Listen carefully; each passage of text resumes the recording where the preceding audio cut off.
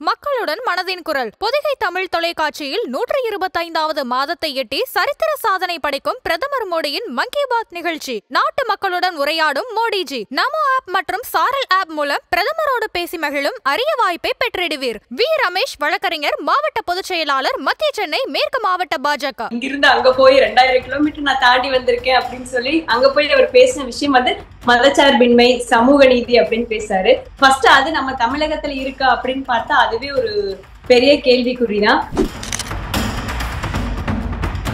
திராவிட கட்சிகள் இருக்கிறவங்க வந்து எல்லா விஷயங்களையுமே வந்து பீகார் பீப்புளையும் நார்த் இந்தியன் பீப்புள்ஸையும் வந்து ரொம்ப ஒரு கொச்சையான வார்த்தைகள் மூலியமா பேசியிருந்தாங்க. அப்படி இருந்துட்டு இவரு எதனால அங்க போய் பீகார் மக்கள் கிட்ட பேசுற அளவுக்கு நம்ம அவங்களை திட்டலையா, இல்ல நம்ம அவங்களை தரம் தாழ்த்தி பேசலையான்னு ஒரு டைம் மாண்புமிகு முதல்வர் யோசிச்சிருந்தா நல்லா இருந்திருக்கும் அப்படின்னு நான் நினைக்கிறேன். தூய்மை பணியாளர்கள் வந்து அவ்வளவு நாள் அவ்வளவு போராட்டம் பண்ணாங்க. இங்க இருக்கிற அவரும் சென்னையில தான் இருக்காரு. அங்கிருந்து வெளியில வந்து சென்னை மக்களுக்கு என்ன பிரச்சனைன்னு கேட்க முடியாத முதல்வர்னால பீகார் போய் பீகார் மக்கள் கிட்ட போய் ஓட்டு வாங்கி கொடுக்க போற அப்படிங்கறத வந்து நம்ம ஊர் மக்களே சாப்பாட்டுக்கு வழி இல்லாம போராட்டம் பண்ணிட்டு இருக்கிற நிலைமையில இவங்களெல்லாம் விட்டுட்டு பீகார்ல போய் பேசுற அளவுக்கு தலைமை தன்மையோட எல்லாம் தெரிஞ்ச சிறந்த ஆட்சி கொடுத்துட்டு இருக்கிற முதல்வரா அவர் இல்ல அப்படிங்கிறது ஒரு குற்றச்சாட்டு. அண்ணாமலை அண்ணா கிட்ட இருந்து மெடல் வாங்கல அப்படிங்கிறது வந்து அவருடைய துர்திஷ்டமா தான் இருக்குமா தவிர இதனால அண்ணாமலை அண்ணாக்கோ இல்ல வேற யாருக்கும் எதுவும் எஃபெக்ட் ஆக போறது இல்லை. எங்க இருந்தாலும் அவர் நல்லா இருக்கணும், அந்த துறையில வளர்ந்து வரணும் அப்படின்னு சொன்னாரு. அதுதான் வந்து நம்ம வளர்ந்த விதத்துடைய விதம். மேடையில வந்து பஞ்சு பேசுறங்காட்டிக்கு மக்கள் தலைவரை அவர் மாற முடியாது இல்லைங்களா? அவர் இன்னும் நடிகராக தான் அங்க இருந்த கூட்டமும் பார்த்துட்டு இருக்காங்களா தவிர அவர் இன்னும் தலைவரா மாறல அப்படிங்கிறது என்னோட கருத்துங்க. கொள்கைனாலே என்ன அப்படிங்கிறது ஃபர்ஸ்ட் அவங்க கட்சிக்குள்ளேயும் இல்ல அந்த தலைவருக்குமே வந்து ஒரு கிளாரிட்டி இல்லாதப்போ அவங்க எப்படி கொள்கை எதிரியா பாஜகவை பாக்குறாங்க அப்படிங்கறது தெரியல. தற்கொலை அப்படிங்கிறதுனா நம்ம ஒரு விஷயத்த தெரிஞ்சிருச்சுன்னா நம்ம தெரியும் அப்படின்னு பேசணும். தெரியாம ஒரு பேப்பர்ல எழுதி கொடுத்ததை பார்த்துட்டு தப்பு தப்பா பேசுறதும் பஞ்சா பேசுறதும் வந்து அதை ஒரு கூட்டம் உட்காந்து ரசிக்கிறாங்க அப்படிங்கிறது வந்து தற்குறித்தனமா தான் இருக்கு. ஒரு பிரச்சனைனா பனையூர்ல வந்து என்ன பாருங்கன்னு சொல்றதுக்கும் மக்களுக்கு எந்த ஊர்ல பிரச்சனைன்னு போய் களத்துல இறங்குறதுக்கும் வித்தியாசம் இருக்குது இல்லைங்களா? இந்த மாநாட்டுல என்னென்ன பிரச்சனைகளா நீங்க பாக்குறீங்க? விஜய் மாநாட்டுல மாநாடே பிரச்சனையா தான் சரி இருக்கு. இப்ப பாஜகவை எடுத்துட்டோம்னா எல்லா பண்டிகைகளுக்கும் எல்லா தலைவர்களும் விஷ் பண்ணுவாங்க. அது வந்து இஸ்லாம் பண்டிகையில இருக்கட்டும், கிறிஸ்துவ பண்டிகையில இருக்கட்டும், எல்லாருமே விஷ் பண்ணுவாங்க. ஆனா அவங்க வந்து இந்து பண்டிகைகளுக்கு மட்டும் விஷ் பண்ண மாட்டாங்க. அதை ஃபாலோ பண்றது விஜய் அவர்கள் தானே. அப்ப பி டீம் யாரு, ஏ டீம் யாருன்னு நம்மளுக்கு தெரியும் இல்லைங்களா? மத்த பண்டிகைகளுக்கு என்னென்ன தேவைன்னு பார்த்து பண்ற அரசாங்கம் கண்டிப்பா இதுக்கும் பார்த்து பண்ணிருக்கணும். இதுல வந்து தடைகளை போடுறது வந்து ஹிந்து மக்கள் எழுச்சி பெற்றுவாங்களோ, நாங்க வந்து இது பெரியார் மன்னன் வேற சொல்லி வச்சிருக்கோமே, இது விநாயகர் மன்னா மாறிடுமோ அப்படிங்கிற ஒரு பயத்துல போடுற அந்த கண்டிஷன்ஸா தான் நான் பாக்குறேங்க.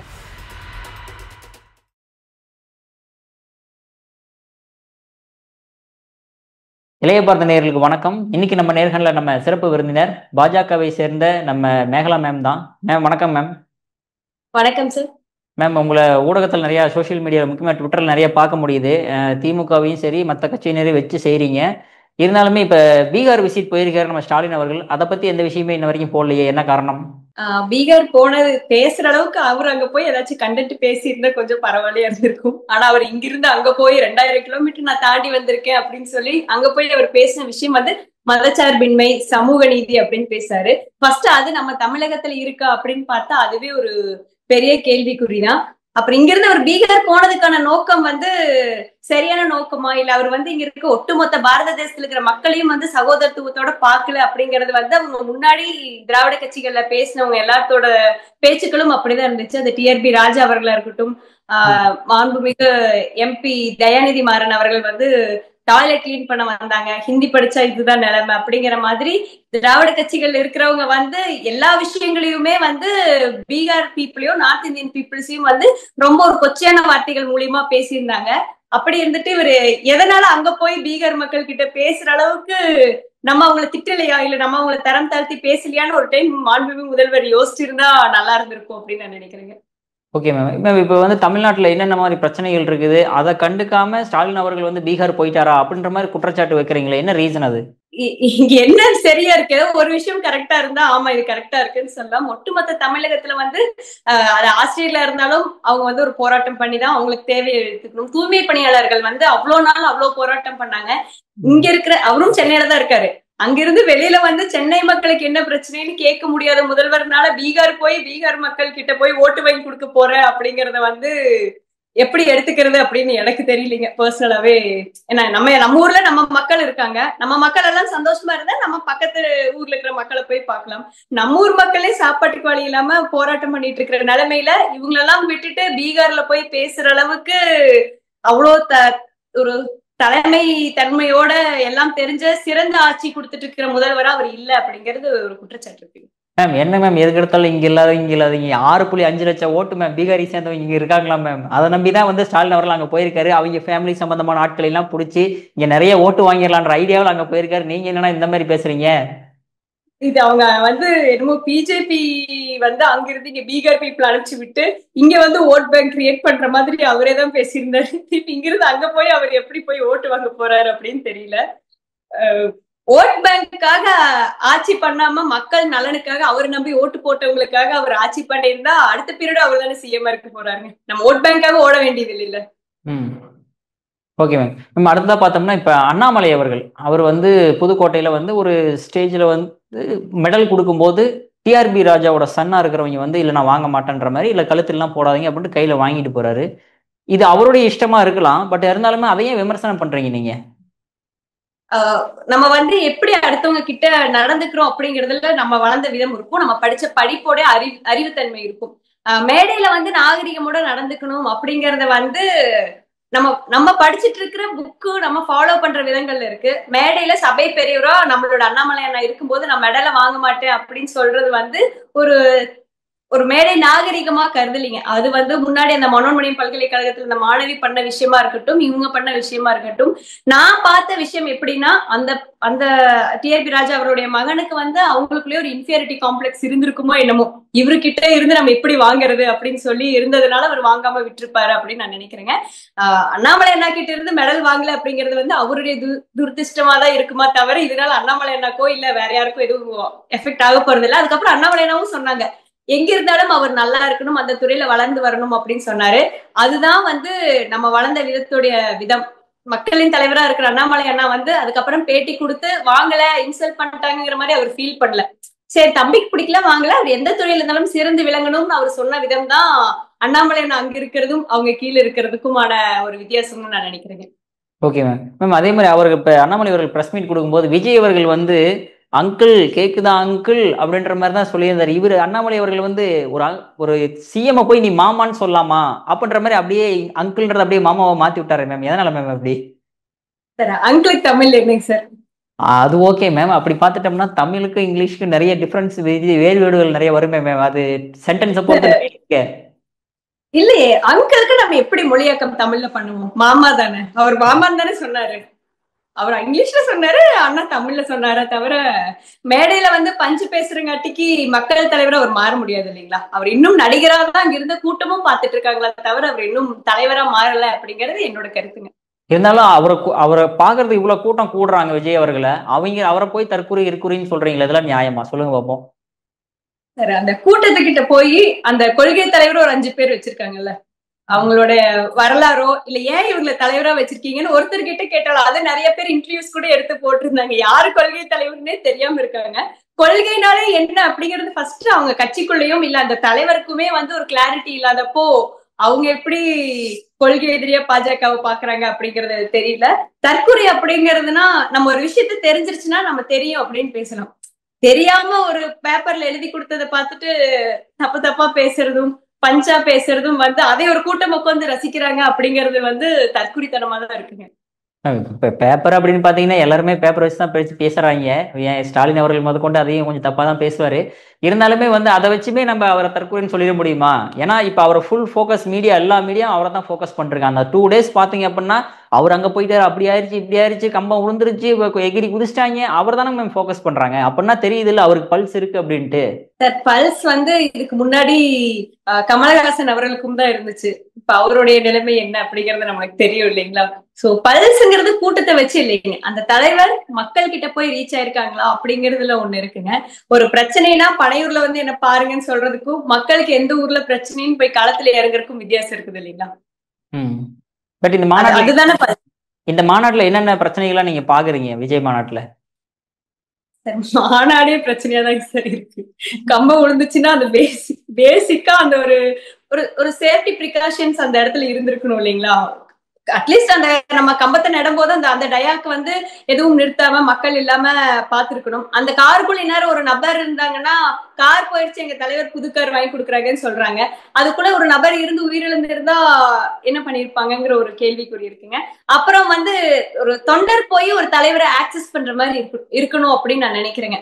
ஏன்னா அது வந்து நம்ம தொண்டரே பார்க்க கூடாதுன்னு பவுன்சரை வச்சு தூக்கி வீசும் போது எதுக்காக அவர் போய் உட்காந்து இவ்வளவு தூரம் பார்க்கணும்? வெயில காலையில இருந்து உட்காந்து அவர் பேசுற அந்த ரேம்ப் வாக்குக்கும் அவர் ஒரு 1/2 மணி நேரம் பேசுற பேச்சு கேட்கறதுக்கு எதுக்காக அவ்வளவு தூரம் வெயில உட்காந்து பாக்குறாங்க, தலை சுத்தி கீழே விழுகிறாங்க போது அந்த பேச்சுல வந்து ஒரு கிளாரிட்டியாச்சும் இருந்திருக்கலாம். இவ்வளவு தூரம் இவ்வளவு தொண்டர்கள் கஷ்டப்பட்டு வந்திருக்காங்க, வெயில்ல உட்காந்து நம்மளை பார்த்துட்டு இருக்காங்கும் போது விஜய் அவர்கள் பேசும்போதாச்சு நம்ம என்ன பண்ண போறோம் அப்படின்னு பேசியிருக்கணும். ஒரு தலைவர் அதுதான் பேசுவாங்க. ஏன்னா குறை கூறுறது, ஆட்சி குறை சொல்றது அது எல்லா அரசியல் தலைவர்களுமே பண்ணுவாங்க. ஆனா உண்மையான தலைவர் என்ன பண்ணுவாங்க? நாங்க ஆட்சிக்கு வந்துட்டோம்னா நம்ம இதெல்லாம் பண்ணலாம். தொண்டர்கள் கிட்ட அதுதானே சொல்லுவாங்க. இது நான் வந்து இன்னைக்கு தலைவர், இது நம்ம கட்சியோட கொள்கை, இந்த கொள்கை மூலியமா மக்களுக்கு நாங்க இவ்வளவு நல்லது செய்வோம் அப்படிங்கறத பத்தி அவர் எதுவுமே பேசாம அங்கிள்னு சொல்லி முதல்வர் அவர்களை பேசுறதும், பாரத பிரதமரை பேசுறதும், தமிழகத்துக்கு என்ன செஞ்சாங்க அப்படின்னு கேட்கறதும் வந்து சரியான வாதமா அவர் பேசின விதம் இல்லை அப்படிங்கிறது ஒரு என்னோட கருத்து. மேம், ஆனா இப்ப நீங்க சொன்ன மாதிரி அவர் சொல்லும்போது பிரைம் மினிஸ்டர், அப்படி மிஸ்டர் பிரைம் மினிஸ்டர் இது மாதிரி விஷயங்களை எங்களுக்கு பண்ணி கொடுங்க அப்படின்ற மாதிரி கேட்கும்போது அது நார்த் இந்தியா மீடியாஸ்லயும் எதிரொலிக்கிறது நம்மளால பார்க்க முடியுது. அதாவது கச்சத்தீவு ஆகட்டும், நீட் ஆகட்டும், இந்த மாதிரி விஷயங்களை கேட்கும்போது அவர் அப்ப பிரைம் மினிஸ்டருக்கு தெரிய வாய்ப்புகள் உண்டா? பிரைம் மினிஸ்டர் அவர் விஜய் அவர்கள் எப்படி நினைச்சிட்டு இருக்காங்கன்னு, ஒரு பெரிய டான் அடிச்சிட்டோம்னா நம்மளும் பெரிய டான் ஆயிரும் அப்படின்னு நினைச்சிட்டு இருக்காங்க. அது அப்படிதான் அவரு நினைச்சு நம்மளோட பாரத பிரதமர் திரு நரேந்திர மோடி அவர்களை பேசியிருக்காங்க அப்படின்னு நான் நினைக்கிறேன். அவர் உண்மையாவே நம்ம தமிழகத்துக்கு எதுவும் பண்ணல அப்படின்னு அவர் பேசியிருந்தாரு, இல்ல உண்மையான ஒரு இஷ்யூ இருக்கு, இது சென்ட்ரல் கவர்மெண்ட்னாலதான் நம்ம தமிழகத்துல சரி பண்ண முடியுங்கிற ஒரு பிரச்சனையை அவர் பேசியிருந்தாருன்னா ஒருவேளை அதுக்காக வந்து ரீச் ஆகி ஆக்ஷன் எடுத்திருப்பாங்க. ஆனா ஆல்ரெடி பேசணுங்கிற விஷயத்தையவே திரும்ப திரும்ப பேசி பாசிச பாஜக, நீட் தேர்வு, கச்சத்தீவுக்கான பிரச்சனைகளை இன்னும் வந்து தமிழகத்துல வந்து மோடி அவர்கள் வந்ததுக்கு அப்புறமா மீனவர்களோட இறப்பு வந்து கம்மியா இருக்குங்கிற டேட்டா நம்ம கிட்ட இருக்குங்க. அதே மாதிரி நீட் தேர்வுக்கு அப்புறம் வந்து இன்னும் ஏழை எளிய மாணவர்கள் எல்லாருமே மருத்துவராக முடியுங்கிற ஒரு நம்பிக்கை வந்திருக்கு. ஒரு நீட் தேர்வுனால உயிரிழப்புகள் இருக்கா அப்படின்னு கேட்டா அது சொல்லவே முடியாது. இவங்க அரசியலுக்காக அப்படி ஒரு விஷயத்த சொல்லிட்டு இருக்காங்க அப்படின்னு நான் நினைக்கிறேன். Okay ma'am. பட் ஆனா அவர் கேட்கும்போது இன்னொரு விஷயத்தையும் சொல்றாரு. அதாவது திமுகவும் பாஜகவும் கள்ள கூட்டணி வச்சிருக்கிறதா சொல்றாரு. எந்த அளவுக்கு உண்மை அது? சார், நீங்க வந்து ஒரு சைட்ல எடுத்து பாத்தீங்கன்னு வச்சுக்கோங்களேன், விஜய் அவர்களுடைய கொள்கை எல்லாமே வந்து கொஞ்சம் அவரோடதான் திராவிட கொள்கைக்கு ஈக்குவலா இருக்கிற மாதிரி இருக்குமா தவிர யார் பி டீமா இருப்பாங்கன்னு மக்களுக்கு தெரியும். ஏன்னா ஒரு பண்டிகை வருது, இந்து மக்களுக்கு ஒரு பண்டிகை வருது அப்படிங்கும் போது அதை சந்தோஷமா தானே நம்ம விஷ் பண்ணும். நம்மளுடைய முதல்வர் அவர்கள் விஷ் பண்ண மாட்டாரு, அது நம்ம எல்லாருக்குமே தெரிஞ்ச விஷயம். அதை ஃபாலோ பண்றது வந்து விஜய் அவர்கள் தானே. இப்ப பாஜகவை எடுத்துட்டோம்னா எல்லா பண்டிகைகளுக்கும் எல்லா தலைவர்களும் விஷ் பண்ணுவாங்க. அது வந்து இஸ்லாம் பண்டிகையில இருக்கட்டும், கிறிஸ்துவ பண்டிகையில இருக்கட்டும், எல்லாருமே விஷ் பண்ணுவாங்க. ஆனா அவங்க வந்து இந்து பண்டிகைகளுக்கு மட்டும் விஷ் பண்ண மாட்டாங்க. அதை ஃபாலோ பண்றது விஜய் அவர்கள் தானே. அப்ப பி டீம் யாரு, ஏ டீம் யாருன்னு நம்மளுக்கு தெரியும் இல்லைங்களா? ஓகே ஓகேங்க மேம். அடுத்ததா பார்த்தோம்னா இப்ப அமித்ஷா அவர்கள் வந்து இந்த பூத் கமிட்டி மாநாட்டுக்கு வந்திருந்தாப்புல மேம், ஓகேங்களா? அதுல நிறைய விஷயங்கள் சொன்னாரு. அதுல வந்து அவர் குறிப்பிட்ட ஒரு விஷயம் என்ன பண்ணா, செந்தில் பாலாஜி, பொன்முடி போன்றவர்கள்லாம் வந்து ரொம்ப பயந்து நடக்குதுல எதிர்க்கு இருக்காங்க அப்படின்னு பாத்தீங்கன்னா, நான் 130 அமெண்ட்மெண்ட் பில் கொண்டு வந்தேன் நானு. ஆனா அதை பார்த்துட்டு இங்க இருக்கிறவங்க எல்லாம் வந்து கருப்பு மசோதான்றாங்க, எதுக்காக அப்படி சொல்லணும் அப்படின்ற மாதிரி கேள்வி எழுப்புறாங்களே மேம். அப்படின்னு பார்த்தோம்னா பாஜக தானே மேம் அதிகமா பயப்படணும் அப்படி சொன்னோம்னா? சார், அந்த அமெண்ட்மெண்ட்டை பத்தி எல்லாருக்கும் தெரியும். குற்றம் செஞ்சவங்களுக்கு தான் அது குறுகுறுன்னு இருக்கும். சோ இவங்க எல்லாம் குற்றம் பண்றாங்க, அதனால அந்த அமெண்ட்மெண்ட் வந்து குறுகுறுன்னு இருக்கு. குற்றம் இல்லாதவங்களுக்கு அது குறுகுறுன்னு இருக்காது.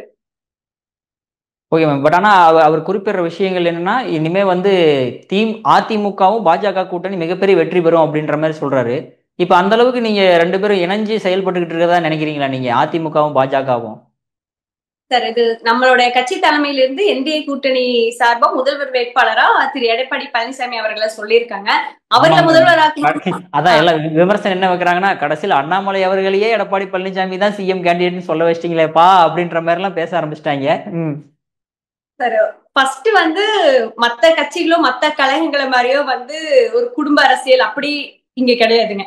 தலைமையில இருந்து என்ன சொல்றாங்களோ எல்லாத்துக்குமே, ஈவன் கட்சிக்குள்ள எல்லாத்துக்குமே வந்து ஒவ்வொரு வேறுபாடுகள், ஒவ்வொரு விமர்சனங்கள் மத்த சாரார் மேல இருக்குங்க. இருந்தாலும் கட்சி வந்து ஒண்ணு சொல்லிட்டா அதை ஃபாலோ பண்றதுதான் உண்மையான பாஜக தொண்டனுடைய வேலை அப்படின்னு நான் நினைக்கிறேன். அதனால இப்போ அமித்ஷா அவர்களும் சரி, பாஜகவோட தலைமையும் சரி, எடப்பாடி அவர்களை வந்து முதலமைச்சரா இருக்காங்க, என்டிஏ கூட்டணியோட முதலமைச்சர் வேட்பாளரா திரு எடப்பாடி பழனிசாமி இருக்காங்கன்னா அவரை ஜெயிக்க வைக்கிறதுக்கு தான் நாங்க வேலை செய்யணும் அப்படிங்கறது வந்து கட்சியுடைய தொண்டனா அண்ணாமலை என்ன சொன்னதுக்கு அப்புறமா எல்லாரும் அதை ஃபாலோ பண்ணும் அப்படின்னு நினைக்கிறேன். தொண்டனுடைய வேலை தலைமையுடைய வலியுறுத்தலை பின்பற்றுறதுங்கிற போது இதுல கேலி கிண்டலுக்கு எதுவுமே இல்லை இல்லைங்களா. இவங்க எல்லாரும் வந்து அரசியல் கட்சியில பின்னாடி பேசாம கிடையாது, கூட்டணியில் இருக்கும்போது ஒரு மாதிரி பேசிப்பாங்க, கூட்டணியில இருந்து பிரிஞ்சதுக்கு அப்புறம் எல்லாருமே வந்து விமர்சனங்களை மாத்தி மாத்தி வச்சுட்டு தானே சார் இருக்காங்க. Okay ma'am. பட் இப்போ எடப்பாடி பழனிசாமி அவர்களோட எழுச்சி பயணம் வந்து எந்த அளவுக்கு போய்கிட்டு இருக்குன்னு நினைக்கிறீங்க நீங்க? மாற்றத்தை ஏற்படுத்துமா?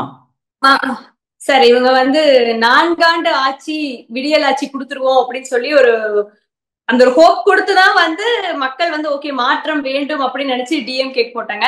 இந்த 4 வருஷத்துல மக்கள் எவ்வளவு தூரம் கஷ்டப்பட்டாங்க. இதுல வந்து சின்ன தொழில் பண்றவங்களா இருக்கட்டும், பெரிய நிறுவனம் நடத்துறவங்களா இருக்கட்டும், வேலைக்கு போறவங்க, தினக்கூலிக்கு போறவங்கன்னு எல்லாத்துக்குடைய வாழ்க்கையும் வந்து ரொம்ப எஃபெக்ட் ஆகிற மாதிரி தான் இந்த 4 ஆண்டு ஆட்சி இருந்திருக்கு. அப்ப எல்லா மக்களும் ஒரு மாற்றத்தை தேடி போயிட்டு இருக்கும் போது மாற்றமா என்ன இருக்கும் அப்படின்னா என்டிஏ கூட்டணியோடைய எடப்பாடியார் தான் இருப்பாங்க அப்படிங்கறது வந்து என்னோட கருத்துங்க. நம்ம கடைசி ஒரே கொஸ்டின் மேம், அதாவது விநாயகர் சதுர்த்தி பிரம்மாண்டமா கொண்டாடப்படுது. சில தலைவர்கள் வந்து வாழ்த்துக்கள் தெரிவிக்கலனாலும் நிறைய கண்டிஷன்ஸ் போறதை நம்மளால பார்க்க முடியுது மேம். இந்த தெருவில் போகாதீங்க, இந்த இடத்துல போகாதீங்க, இதுக்கு மேல வைக்காதீங்க, இந்த இடத்துல வைக்காதீங்க அப்படின்னு நிறைய கண்டிஷன்ஸ் போடுறாங்களே மேம், எதற்காக இது இப்படி? அந்த கண்டிஷன்ஸ் வந்து ஹிந்து மக்கள் மேல இருக்கிற ஒரு பயம் அப்படின்னு நான் நினைக்கிறேங்க சார். ஏன்னா இங்க வந்து ஒரு செக்குலரிசம் அப்படின்னா வந்து இந்து மக்களுக்கு மட்டும்தான் ஒரு செக்குலரிசத்தை ஃபாலோ பண்ணும், முஸ்லீம் மக்கள் முஸ்லீமாவே இருக்கலாம், கிறிஸ்டின் மக்கள் கிறிஸ்டினாவே இருக்கலாம், ஆனா ஹிந்து மக்கள் செக்குலரிசமா இருக்கணும் அப்படின்னு நான் நினைக்கிறாங்க. ஏன்னா நீங்க வந்து இஸ்லாம் பண்டிகைகளை செலிப்ரேட் பண்றதுக்கான ஒரு ஊக்கத்தையும் எதுவுமே வந்து விநாயகர் சதுர்த்திக்கு இந்த திராவிட அரசாங்கம் கொடுக்கல. அதாவது ஹிந்து பண்டிகைகளுக்கு எதுக்குமே அவ்வளவு முக்கியத்துவம் கொடுக்கல அப்படின்னு நான் நினைக்கிறேன். ஒரு உண்மையான அரசாங்கம் எப்படி இருக்கணும், நம்ம வந்து ஒரு டெமோக்ராட்டிக் கண்ட்ரில இருக்கோம், எல்லாத்தையும் ஒரே மாதிரிதான் பாக்குறோம், எந்த ஒரு மத சார்பும் இல்லாம. அப்படி இருக்கும்போது மத்த பண்டிகைகளுக்கு என்னென்ன தேவைன்னு பார்த்து பண்ற அரசாங்கம் கண்டிப்பா இதுக்கும் பார்த்து பண்ணிருக்கணும். இதுல வந்து தடைகளை போடுறது வந்து ஹிந்து மக்கள் எழுச்சி பெற்றுவாங்களோ, நாங்க வந்து இது பெரியார் மன்னன் வேற சொல்லி வச்சிருக்கோமே, இது விநாயகர் மன்னா மாறிடுமோ அப்படிங்கிற ஒரு பயத்துல போடுற அந்த கண்டிஷன்ஸா தான் நான் பாக்குறேங்க. அதனால வந்து இந்த பிள்ளையார உடைச்சவர் தான் பெரியார் அப்படின்ற மாதிரி ஒரு வாதம் இருக்குது, அதனால வந்து மாற்றங்கள் ஏற்படும் நினைக்கிறீங்களா? சரி, எத்தனை காலமா நம்ம தமிழகம், நம்ம பாரத தேசம் வந்து ஆன்மீக பூமியா தான் இருந்திருக்கு. பெரியார் எனக்கு சார் இப்பதானே வந்தாரு. நம்ம பல லட்ச ஆண்டுகளாவே நம்ம பாரத தேசம் வந்து ஆன்மீக பூமியா தான் இருந்திருக்கு. அதனால பெரியார்கள்ல இன்னும் எத்தனை பெரியார் வந்தாலும் நம்ம தமிழகமும் சரி பாரத தேசமும் சரி ஆன்மீக மண்ணாதான் இருக்கணுங்க, இதுல எந்த மாற்றமும் கிடையாது. இவங்க வந்து விநாயகர் சதுர்த்திக்கு ஒரு சின்ன சின்ன கண்டிஷன் போடுறதுனாலயோ இல்ல கோயில்ல வந்து நிறைய விஷயங்கள் பண்றதுனாலயோ வந்து இங்க ஹிந்து மக்களுடைய மனம் புண்படுற மாதிரி தொடர்ந்து நடந்தாலும் இது வந்து ஆன்மீக மண் அப்படிங்கிறது எனக்குமே மாறாது அப்படிங்கிறது என்னோட கருத்து. Okay ma'am. மேம் ஒரு அற்புதமான கலத்துல இளையபாதனோட பகிர்ந்ததற்கு மிக்க நன்றி மேம். நன்றி சார்.